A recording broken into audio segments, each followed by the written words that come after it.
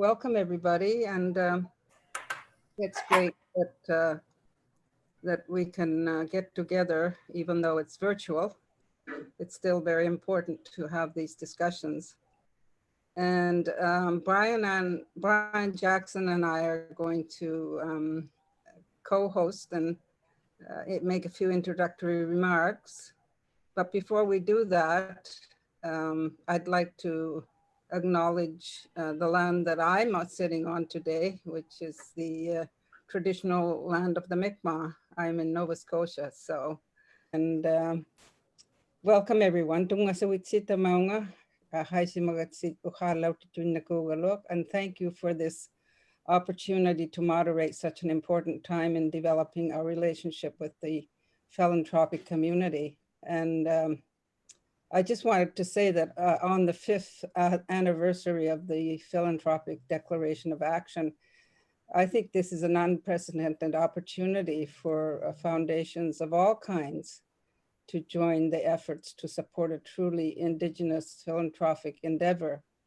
And we'll hear from the Indigenous Peoples Resilience Fund recipients, staff and funders, and select advisory group members about what they've learned and how they've benefited and what lies ahead for the Indigenous Peoples Resilience Fund. So I'm going to give the floor to Brian for a few minutes. I'd just like to introduce him. Brian is a senior program officer for the McConnell Foundation, and he is from Val-d'Or, Quebec. As a young Anishinaabe Cree man, Brian moved to Ottawa-Gatineau region from Val-d'Or, Quebec, and has worked in various program delivery roles in the non-for-profit sector for over 15 years.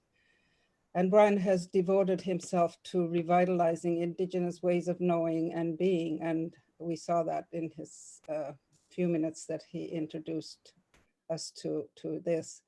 And we're very pleased that you are here with us, Brian. And Brian is married with 3 children. Okay, so Amber Jensen is the executive director for Sweetgrass Youth Alliance, and that's the group that is going to present today in terms of what they did after they received the funding through the application from IPRF. And then I just introduced Brian Jackson. And we also have Bruce Lawson. He's a funder, and I'll introduce him later in more detail. We also have Victoria Grant and Wanda Brackabe. They are both working virtually at the IPRF, Indigenous Peoples Resilience Fund office. And then we have Andrew Chanilal. He's our host partner. He works, his foundation, Canadian Community Foundations of Canada, works very closely at the moment with IPRF. And I'll be moderating our session. So the way, I'll just explain the process a little bit. And if you have questions for any of the presentations, please write your questions in the chat box during the presentations that are going to be made. And at the end of our session, near the end of our session, we will have time for questions. So please pass your questions on. So at this point, I'll take a couple of minutes to introduce what I'd like to say. So back in April, I guess it was I was looking up the email that I received from Vicky and Wanda. It was in April that I first got an email and a phone call, and we started discussing. A group of Indigenous women and men started discussing how an Indigenous-led fund across Canada would be very timely and how it would benefit Indigenous communities, especially during this very challenging time during the COVID-19 pandemic.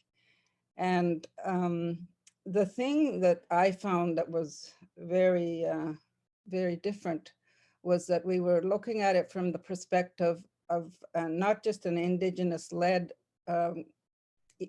initiative, but all the decisions that are made through the advisory council are made by Indigenous representatives, and these individuals were chosen for their expertise.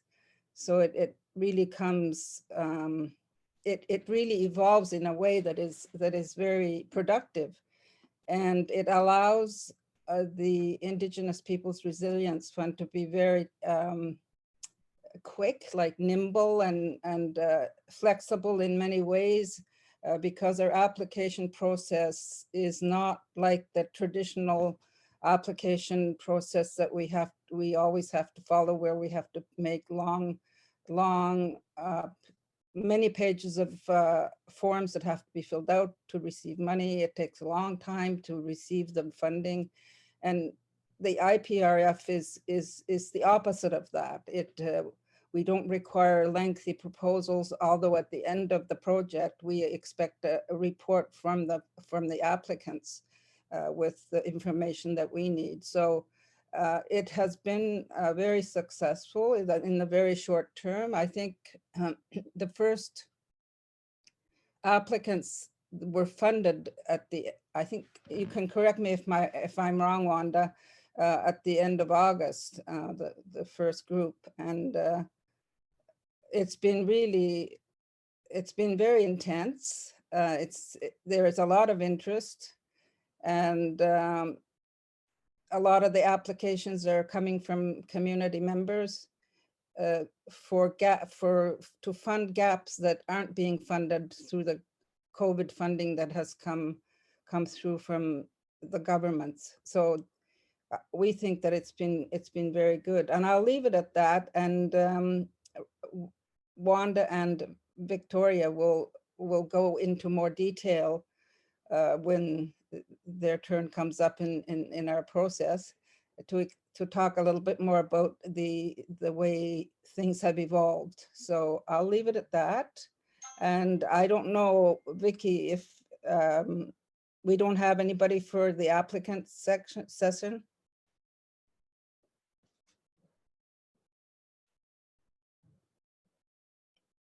You're muted, I think. Yeah, we are. I'm just wondering, we do have a video, but I'm not sure it's ready to go up yet. Because I don't think Amber's going to show up, and I haven't got any response from her. So I'm just trying to sort that out.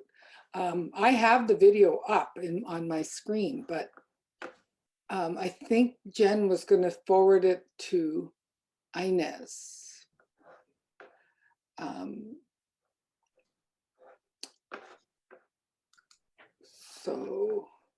So why don't we? Yeah, let's move on, and then we'll get it ready. Okay, so why don't we go into your presentation and Wanda's, and then hopefully by then we'll be able to review the applicant's information, and then hopefully somebody will be there. So I'm just going to briefly introduce Vicky and Wanda, who I said are working in our virtual office. Victoria Mackenzie Grant is a member of the Tamagami First Nation, and currently Vicky is engaged with the Indigenous Peoples Resilience Fund. She is very passionate in advocating for a more robust Indigenous voice within the foundation and philanthropic world. She has sat on a number of boards over the past 30 years, and Vicky is especially proud of the Tamagami Community Foundation, where she was co-founder and inaugural chair. There's much more to say, but I'm trying to keep within our time frame. And Wanda Bracope is a member of the Kitigan Zibi Anishinaabe Nation. And Wanda is a former owner of a high-tech business. And during this time, she was fortunate to experience philanthropy differently and cultivate a passion in this sector. And through Indigenous knowledge, business acumen, innovative approaches, effective communication, and decades of translating between Indigenous and non-Indigenous peoples, she has created long-term allies and client satisfaction. So on that, I will ask Vicky to speak first and then Wanda.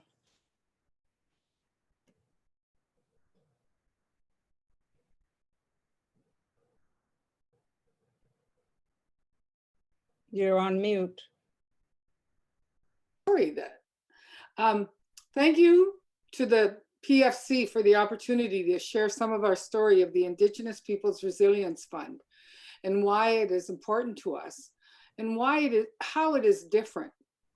To be part of this incredibly humbling experience, to be able to work with those who are on our advisory council, an incredible group of Indigenous peoples from all across the country who came on board and championed this initiative, and to our funding partners who provided us with unencumbered funds, to our community volunteers, and especially to all those applicants who have shared the many challenges imposed on them as we move through this time of COVID. While many of these issues are not new for us, but rather the result of pre-existing economic and health disparities that are now being further exacerbated by the pandemic. This seemed to be a moment in time, the right people at the right time at the right place.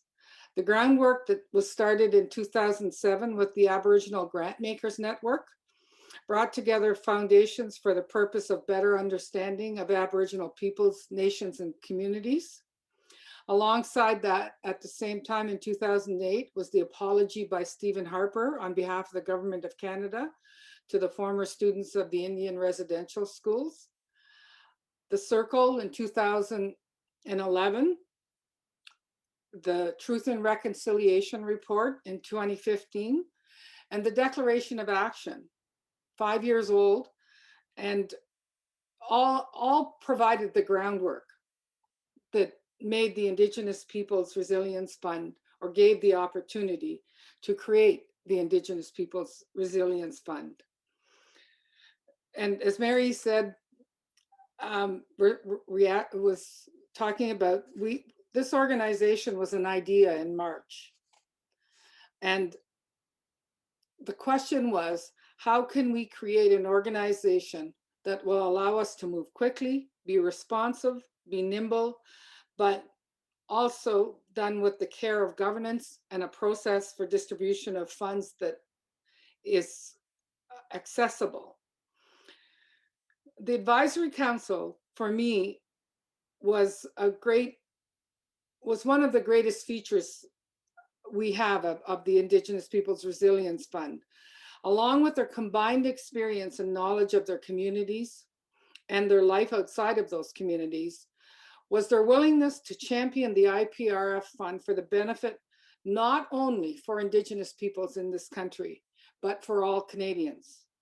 It was an opportunity, it is an opportunity for us to model reconciliation through our partnerships with our funders and bring to the forefront the resilience and wisdom that live within our communities, within the Indigenous peoples. The fund was started with a commitment from 5 funders, totaling $1.2 million, and has grown to include, and I had 19 this morning, but it's actually 24 partners with a total commitment of over $7,287,500. While some of these funds are 3-year commitments, $5 million is available for us to spend in this first year of operation. Our funding strategy contemplates raising a minimum of $5 million per year for each of our second and third years. And I can honestly say that I truly believe we will get there.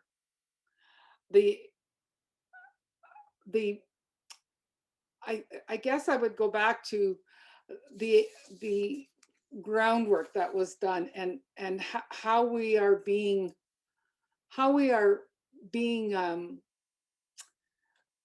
when we go and we invite people to come and sit with us, we have an incredible response, and I can't speak highly enough of how it feels for me as an Indigenous person who has been working in the philanthropic community for over 35 years, how it feels to sit at a table with my own peer group from communities across the country, and we are here together and working together for our communities, doing things differently, making decisions that we understand. And I'm going to share one story of what I mean by that understanding.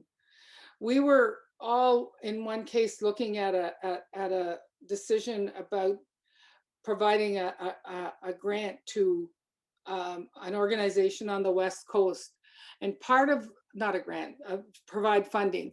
And part of that funding was to go to a salmon run. And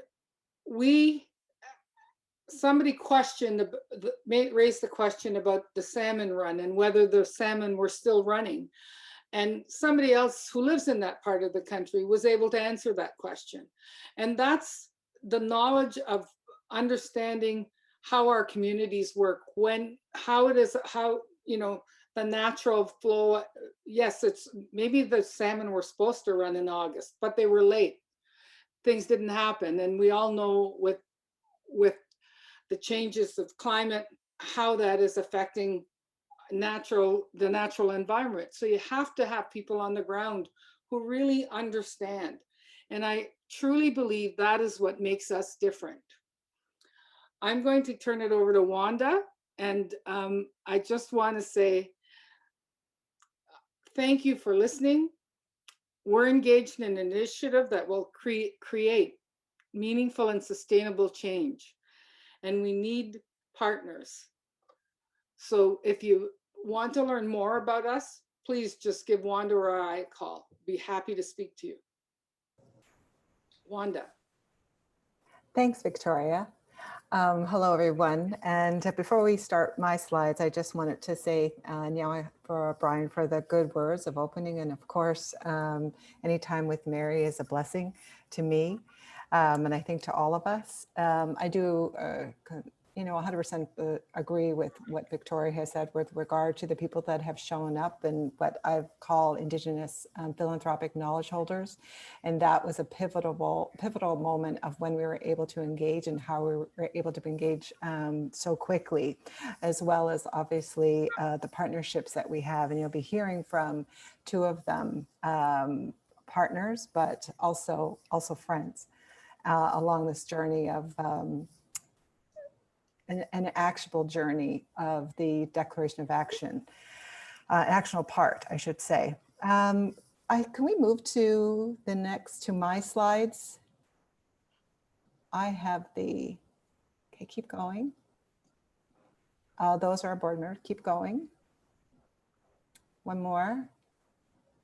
Okay, that was Vicky's, keep going. One more. There we go. All right. So I have the great pleasure of being the person for the gate of engagement for applicants as well, questions and creating the documents, creating the application itself, along with working with our volunteers. We have volunteers from coast to coast to coast from multiple nations. That work on the reviews of the applicants from north, south, east, and west. And just, Mary, you asked if we should adjust. You said the initial bundles and gifts, of which we call what you'd otherwise known as grants, went out in August. They actually, the first, since conception, we started talking about this at the end of March. We had the first round of applicants start and end in June, and then funds went out in July. And since then, if you look at our slide here, since June, the IPRF has had 7 intakes with 300 applicants. 87 of the applicants have been approved and what has been dispersed and are in the queue for processing is 2.72 million. Next slide. Thank you. This is a really great image of when I say coast to coast to coast. We actually had one that showed all the 300 applicants, but what we really wanted to highlight for you today is of the 300 applicants, we were able to provide gifting and bundling. We're utilizing the concept of money as medicine to 87 Indigenous-led community projects from all across. We had 300 applicants, 266 were eligible and 87 were approved. That has 84, but it is 87. And I think what I want to share with you, what you would have heard from, and what we hopefully you will still hear from an applicant coming in, is that we wanted to be able to share with you today what, how this is different, why it's needed, and what's working. The applicants have been, as Mary indicated, it's a very simple application. It is, we know that, like you all know, that communities are overtaxed right now, and we wanted to make it as welcoming and succinct as possible, all while working, of course, with the guidelines of the Canada tax laws. We were able to support 47% of unqualified donees, which I think makes this, at this point in time, this fund really significant and different. Of that 47%, they really went to community groups, grassroots community groups that are really doing innovative and brilliant work on the ground.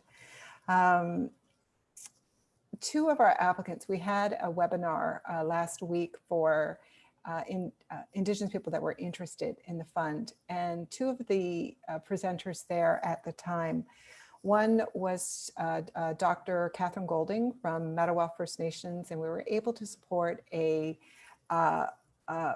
wellness trailer that would take, they service 7 different communities.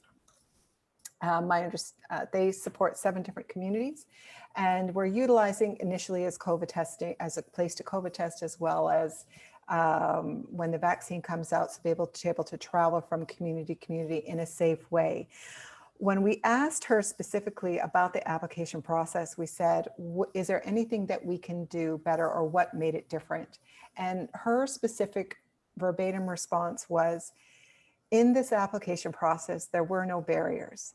And when we say there were no barriers, the application basically says, we trust you.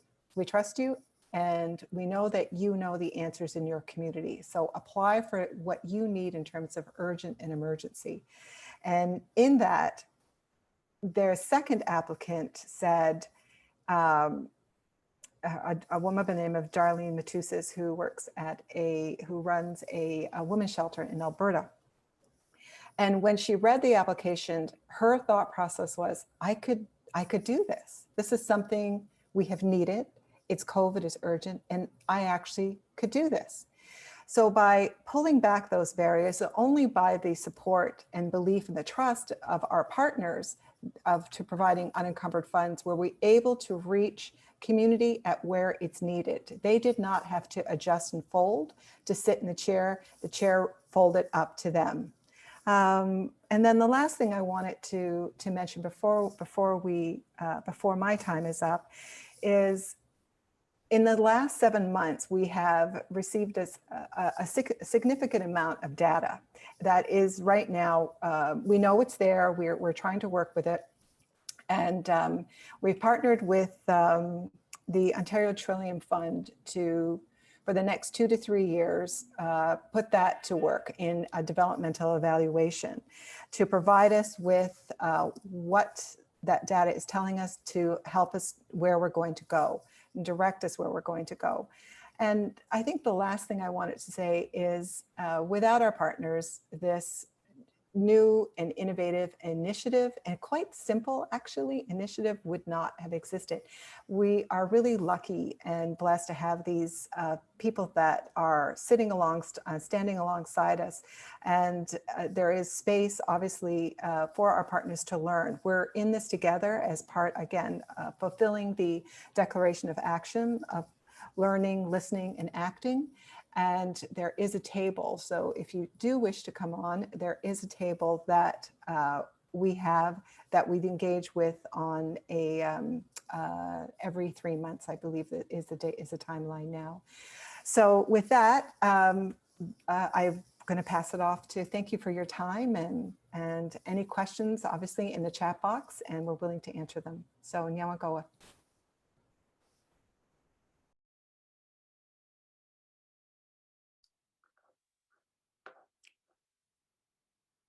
Mary, you're on mute. Yeah, we all forget to unmute ourselves. Thank you very much, Wanda and Vicky. Those were very excellent presentations on a very up-to-date way on how the Resilience Fund is evolving. So if you have any questions, please write them down, and during the question and answer period, we'll pose some of those questions during the period that we have left. So I don't, right now, do you have the video available now, Vicky? Wanda, Amber is going to come on and she will be at the end. So if you want to go ahead with Bruce and move on to the agenda, we'll just put her in at the end of the agenda. Okay. I guess that'll work. So as Wanda said, it's very important for us to have our partners working with us, and without them, it would be very difficult, extremely difficult to do what we're doing today. So thank you for that, Bruce. Just before you speak, I just want to introduce you quickly, very briefly. It doesn't do justice to your bio, but I'll take a minute or a minute to do that. So Bruce Lawson, whom I've known for some years, is the president of the Counseling Foundations of Canada. He's also the executive officer of CERIC and an ex officio member of the CERIC board of directors. Bruce is also a co-founder of Foundation House, a collaborative workspace housing 3 foundations and several charitable and non-profit network organizations in Toronto. He's also the past chair of the Board of Philanthropic Foundations Canada. So Bruce, the floor is yours. Thanks, Mary, and it's nice to see you and to be with everybody here today. I'm coming to you from Toronto, dish with one spoon territory, traditional territory of the Mississauga of the New Credit, and a place of meeting and trade for Indigenous peoples for millennia. So as Vicky laid out, there were a lot of steps that brought us to the Indigenous Peoples Resilience Fund. And from our foundation's point of view, our first interaction with Indigenous beneficiaries dates back to about 1987. And I know that we were not the first, but we were probably early for a number of people in the philanthropic sphere. But I joined the foundation about 12 years ago, and one of our first big collaborative projects that worked with the McConnell Foundation, Trillium Foundation, was the Ashoka Changemakers. And it's actually where I met Vicky. And I will, truth be told, Vicky is now on the board of the Counseling Foundation of Canada. And so, and out of Ashoka, the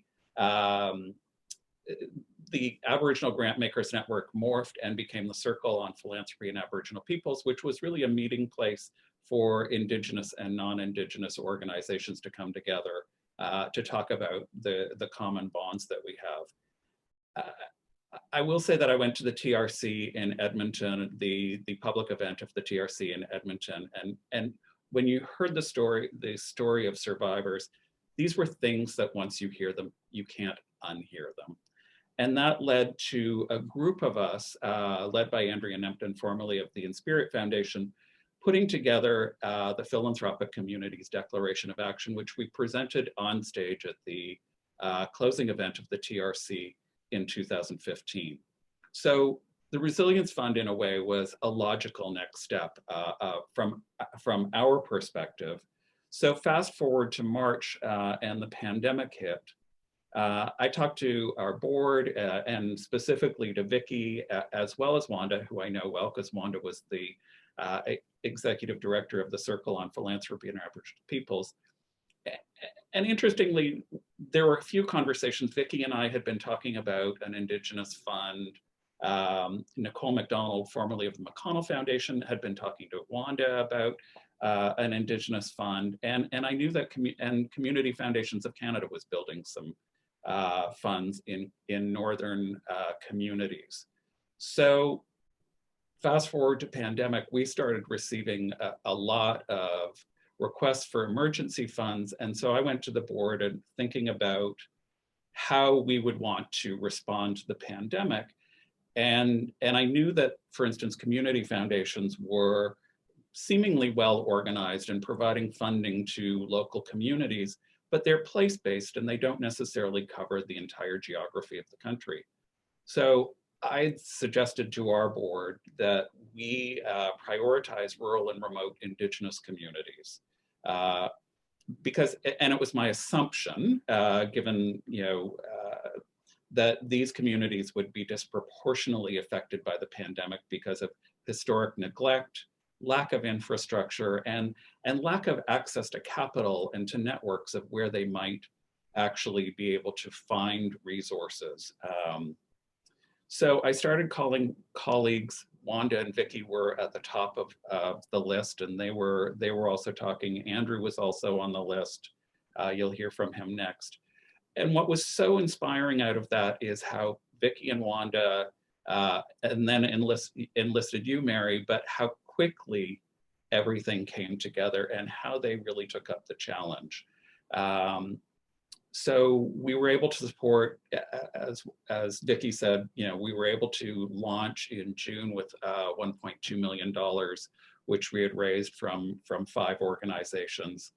And as somebody who was at the table early on, I got the privilege of sitting at some of those tables, listening to the early conversations of the formation of the Resilience Fund. And I would often go and take notes at these so that Vicki and Wanda could actually really focus on the job at hand.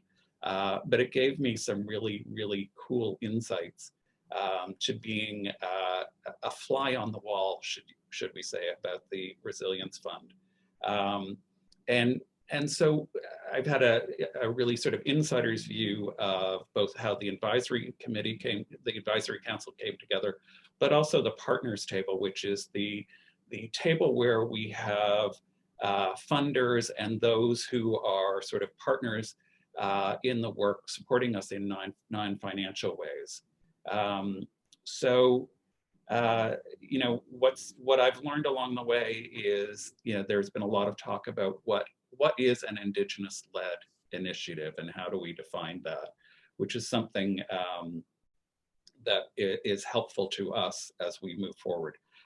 And there's been a different approach, and I'll point to one thing, which is, for instance, the use of the oral tradition and taking applications orally.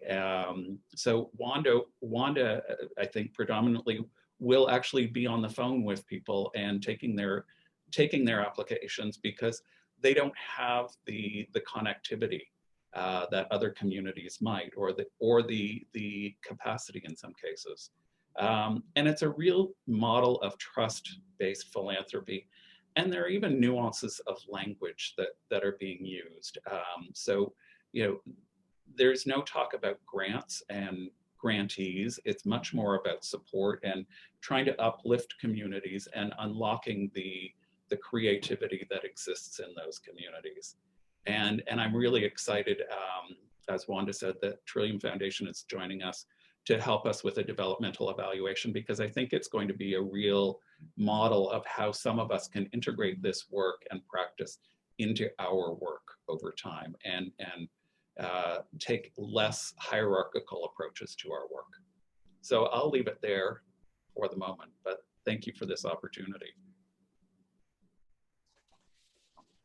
Oh, thank you very much, Bruce, for those words. I think it is an indication of how committed you are to this initiative. I'm always inspired by the words you speak.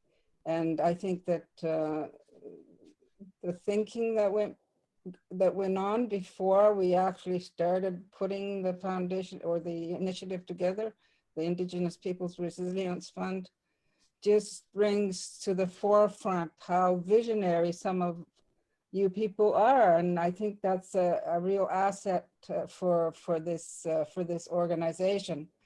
So I'm very happy to see that the partnership is strong between us Indigenous people and the non-Indigenous community, and especially the philanthropic community in Canada. I think there's a great future for the work that we are doing. And on that, I don't forget to write your questions if you have any. I know there is one question that's on the chat box now, but I'll come to it in a while. Now, Vicky or Wanda, are we ready for Amber, or do I keep going?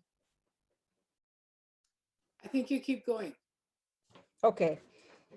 So we have another partner, a very critical partner that is working with us, and we have with us today the CEO, and it's Andrew Chanilal. I hope I pronounced your name right. And Andrew joined the Canadian Foundations, or the Community Foundations of Canada, in 2013 and became the CEO in 2017, following a 6-year tenure as Vice President of Finance for the London Community Foundations, and his long-standing service as a finance and regulatory expert for Canada's philanthropic milieu.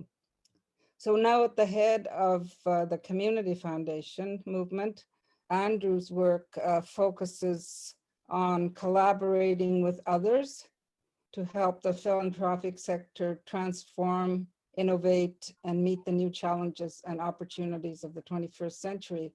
And we had a discussion with Andrew the other day, and I hope he will speak to some of his visionary ideas with us today. So Andrew, it's yours.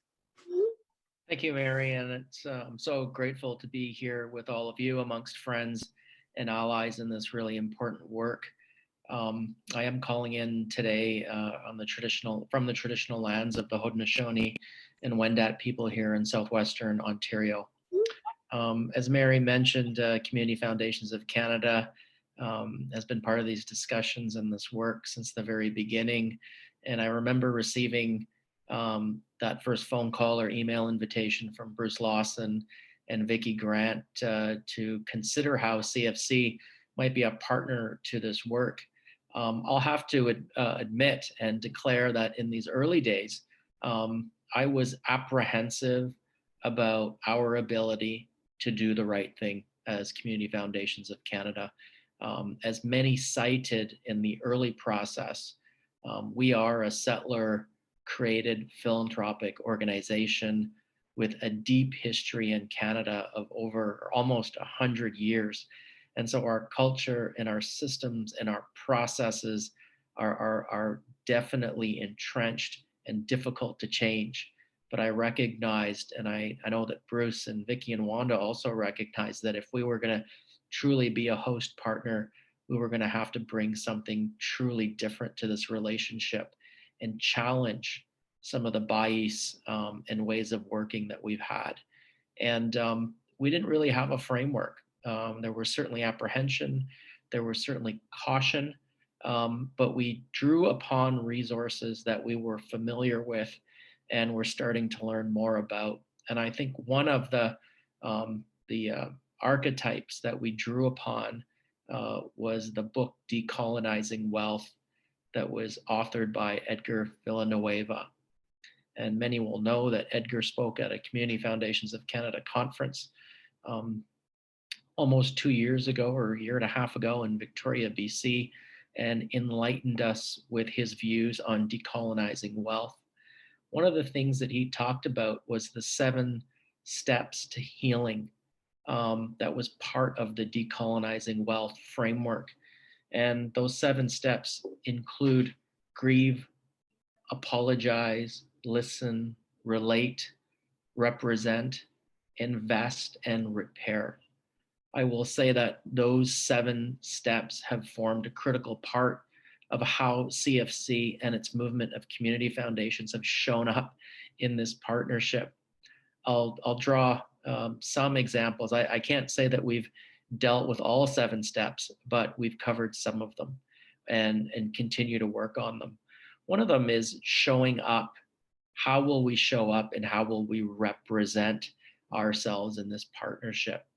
And we became a fiduciary ally to the Indigenous Peoples Resilience Fund. And what I mean by that is we're an organization with history, but we also have power and wealth. And the big question was, how are we going to exercise that power and that wealth? And we made 2 decisions that if we were going to do this, if we were going to incubate and host the Indigenous Peoples Resilience Fund, it needed to have a community-informed process by the Indigenous community at a pan-Canadian level, recognizing that CFC already has its own governance, it has its own board, and that board had to relinquish and subjugate its power to some other group. And that was critical. The second piece was the wealth piece, the issue of capital that Bruce talked about. How are we going to mobilize not just financial capital, but relational capital? And we knew that if we were going to bring capital to the game, it couldn't be with any strings and it couldn't be under any direction from ourselves. It had to be capital that was provided and at the discretion of the advisory council. So 2 key pillars that formed this very important partnership. This has been very much an emergent space for us. We don't have a prescription. We don't have a plan per se where we've got it all figured out. This has very much been a research and development process where we've kept our minds open and our hearts open and trust at the forefront of this particular relationship. And we continue to learn from it. We recognize that the processes won't always be perfect, but we'll recognize that the communities that we're serving will be better because of it. We also recognize that there's still a lot of work to be done. Philanthropy in Canada is certainly coming to a reckoning around systemic and institutional racism, how capital is extracted through our economic system and some way finds its way into our institutions. And if that's the system that we have, we also have to recognize that we have a responsibility in holding some of that capital to effectively and equitably redistribute that capital to communities where it's been stolen and where it's been extracted from. And we believe that this relationship and this partnership is an example of how philanthropy in the broadest sense can restore power and empowerment to communities that need it the most. Thank you for the opportunity to be here and speak. Back to you, Mary.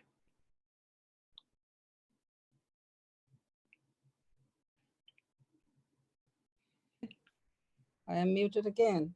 I apologize. Thank you, Andrew, for your very fine words and presentation.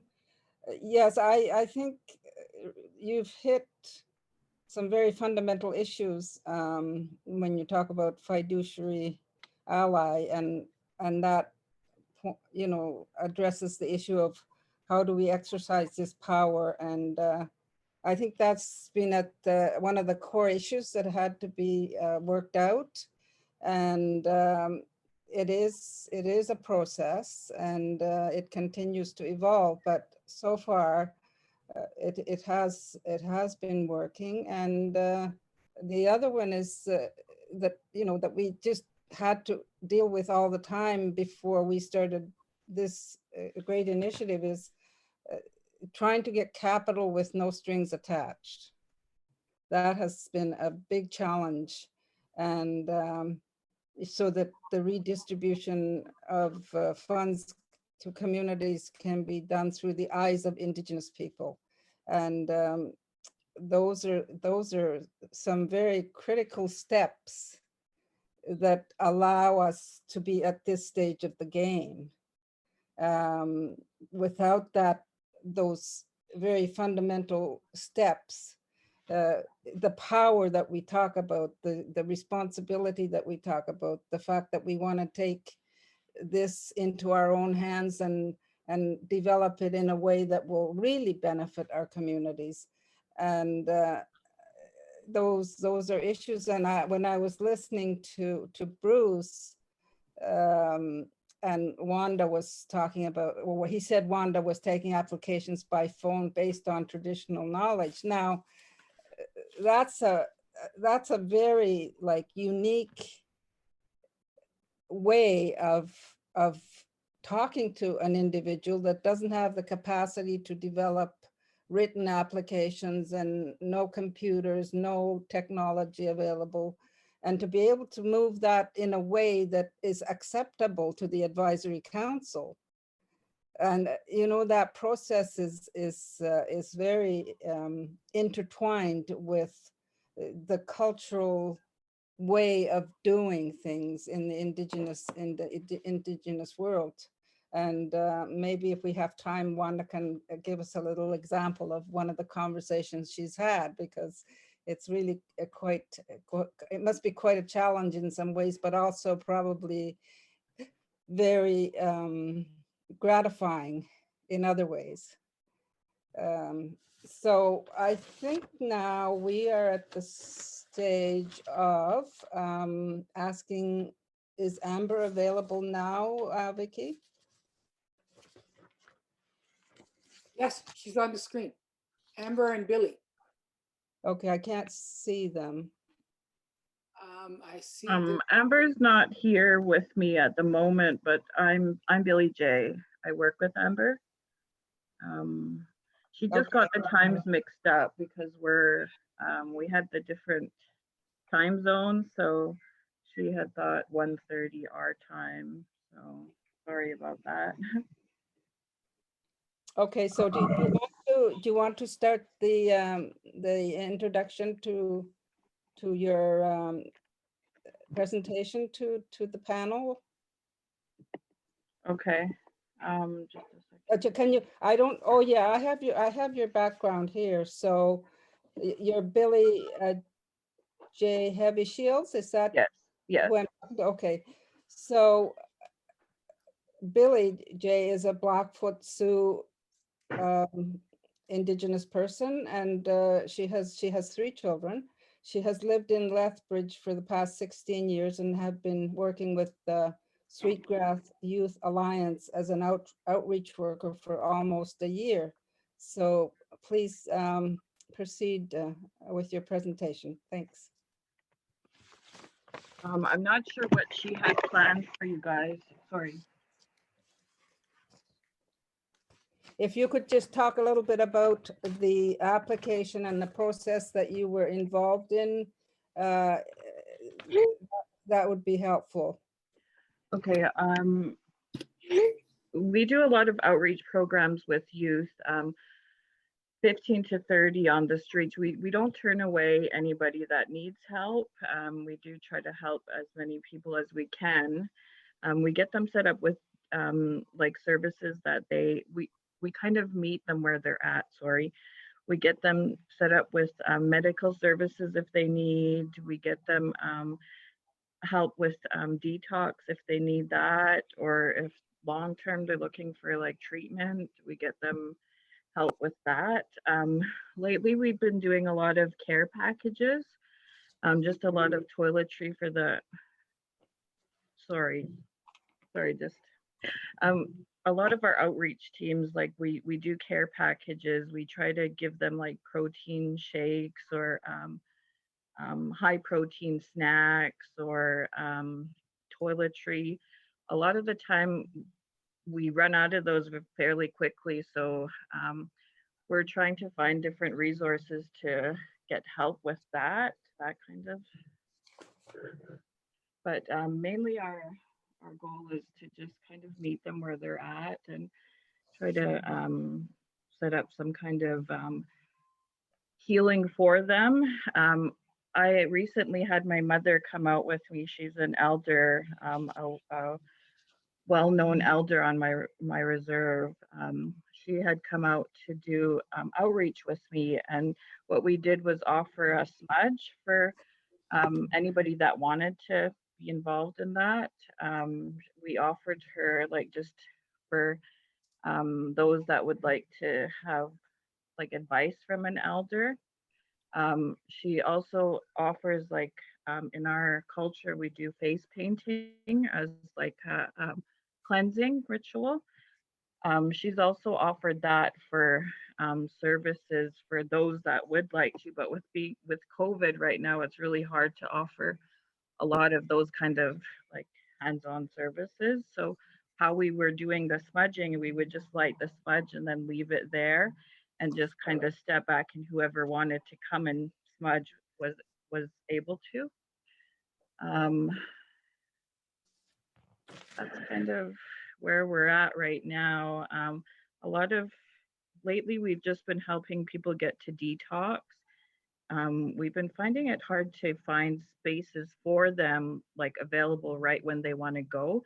And then we kind of lose them after, like when there's not a space available for them right then and there, we kind of lose them. Like we try to keep them interested in wanting that help, but when there's nothing available for them when they want to go, it's kind of hard for us. But just doing what we can to help there. So I'm sorry, I'm not sure what she all had, what else she wanted to talk about, but that's pretty much what we've been doing right now. So so Billy J, if you could are you familiar with the application that was made to the Indigenous Peoples Resilience Fund? just 1 second, let me get Amber. She just came to my door. Sorry, I'm just gonna grab her. Okay. I don't have I can't see them on Zoom for some reason. Are they on? Yep. Yes, Amber's there. Yeah, we're on. She's there. I can't see them. Okay. Another Amber's there. yeah. Okay, Amber, are you there? Yeah. Okay, I understand there was a time difficulty. I have that same problem when I'm in the Atlantic coast. Whenever they say east, I always make sure they say Eastern, Western, or Atlantic. Yeah, we were got a little mixed up, but we're here now. So yeah, Billy J made a short presentation on what the Alliance has been doing. But if you could talk a little bit about the application you made to the Indigenous Peoples Resilience Fund and how you found it and what it's been like. Yeah, so I found the application to be very straightforward and simple. It was more of like a storytelling instead of asking a whole bunch of questions that sort of seemed irrelevant, like some grants tend to be. The response time was quick. There was lots of help offered. We were able to do it ourselves, but we're really small and really new. So it was really nice to have that straightforward application. And have you like dispersed all the funding now, or are you still in the process? Yeah, we're still in the process. We've got an outreach team that's working hard. During the pandemic, we had to adjust for that, but Billy J actually has a mom that's an elder, so she's been going out with the outreach team as well. Maybe you already said that. Oh. Okay, well, I think that's very good that you were able to get on in time before we closed off. But we are opening it up for a few questions, and if anyone has any questions for Amber, that would just please write them down. But I have two questions coming from our partners.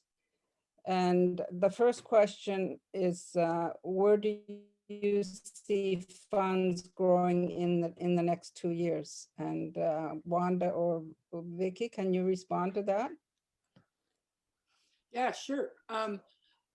So part of our strategy is that we see the COVID response as a 3-year timetable. And as we try to build an endowment fund. So what I see is that we are in a period of emergency. There will certainly be a period of restore and recovery for the communities, and that's how we see developing that part of the next 2 years. So, you know, to date, the 7 intakes have all been aimed at more emergency funding than anything, and so we will be looking at going into a recovery phase. Does that yeah, that responds to the question. I'm just trying to look at the rest of the questions here. there's one with do you want me to read it? Yes, please. Were there internal challenges for foundations to overcome in providing unrestricted funding? If so, how and how were those challenges overcome? I'm going to ask Bruce to have a first run at this because I think he. Yeah. So my experience thus far is that there really has been very little in the way of challenge. And part of the way that we positioned, I'll say that we positioned the Resilience Fund with the word resilience, it can encompass a lot of things. So within that, and it's borne out by the numbers of where the funding has gone around food sovereignty, food security, community health, mental health, education, connectivity, access to technology. So if you think about people and health writ large, so COVID preparation of PPE and what have you. So if you think about people's mandates, the idea of resilience, I think, easily fits within. So ours is career and employment, and so education being a building block of career and employment naturally fits within that bucket for us. So I think the idea of having that sort of thematic has allowed most people to sort of see themselves somehow within the fund. Okay, well, thanks very much, Bruce. Does anybody want to add to that, Andrew or Brian?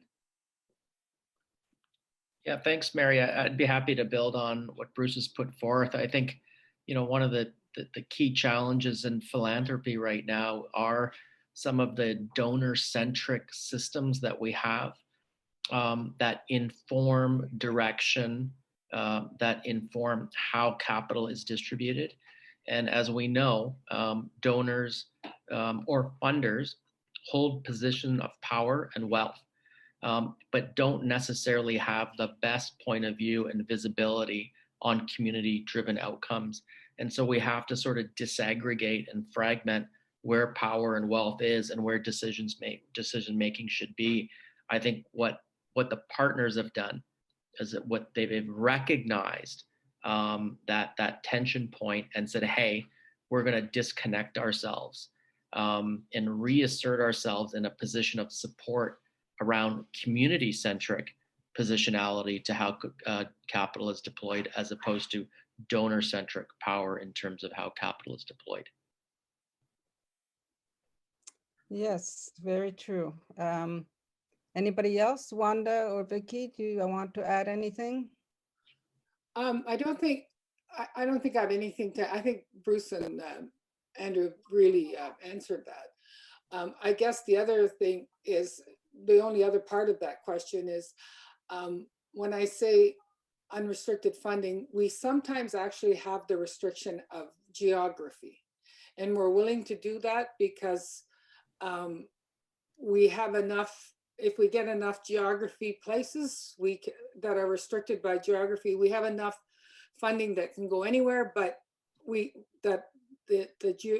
restricted by geography really isn't a restriction that hinders us, I guess is the way to answer that question. Okay, There's another question.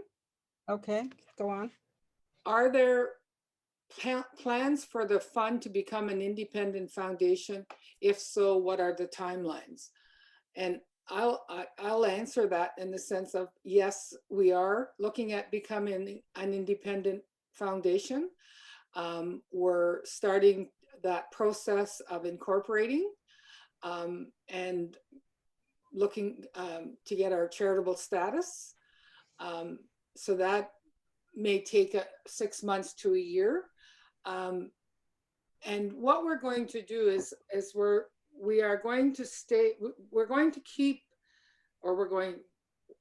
we're going to keep CFC as our backbone organization to help us with those things where we don't have to set up a physical office at the very beginning of this. So we will be an independent organization with CFC as our backbone organization. Anybody else want to give a response to that, Andrew? Wanda?